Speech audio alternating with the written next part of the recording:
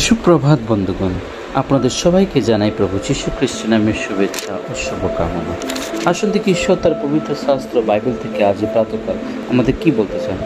আজ এই প্রাতকালীন অধ্যয়নের জন্য আমরা বের করব হবকুকের পুস্তক, তার 2 অধ্যায় 14 পদ।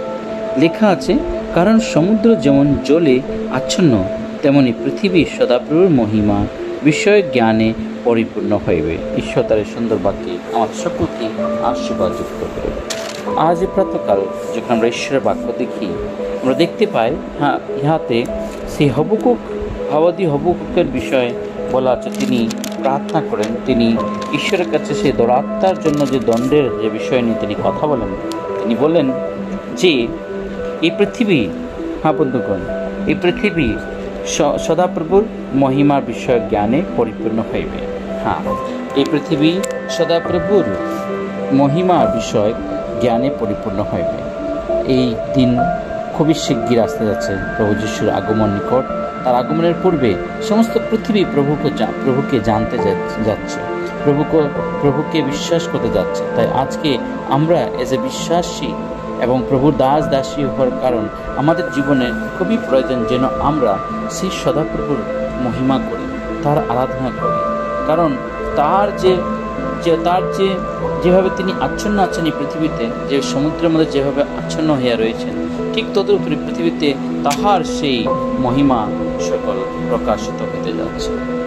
আজ যা কিছু হোক না কেন, তাতে আমাদের কোনোদিন আটকাইতে পারবে না।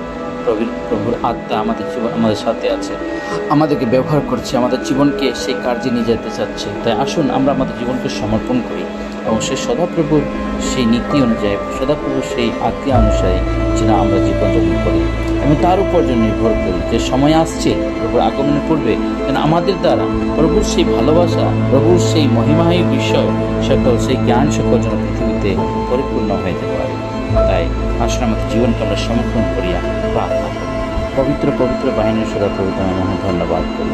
আজকে সুন্দর পবিত্র দিনের জন্য ধন্যবাদ করি। প্রভু আজ এই দিনের ভাগ গ্রহণ করো, সমস্ত মঙ্গল দেহতে রক্ষা করো। তোমার পবিত্রতা তোমাদের পরিশ্রম যা কিছু পাপ অন্যায় অপরাধ করছো সেগুলো তুমি বিশেষ তোমার কার্যে তোমাদের ব্যবহার।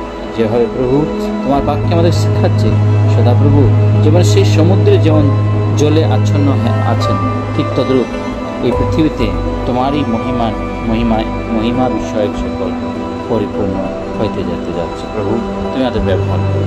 এই ক্ষুদ্র প্রার্থনা তোমার পবিত্র নামে জয়। আমেন।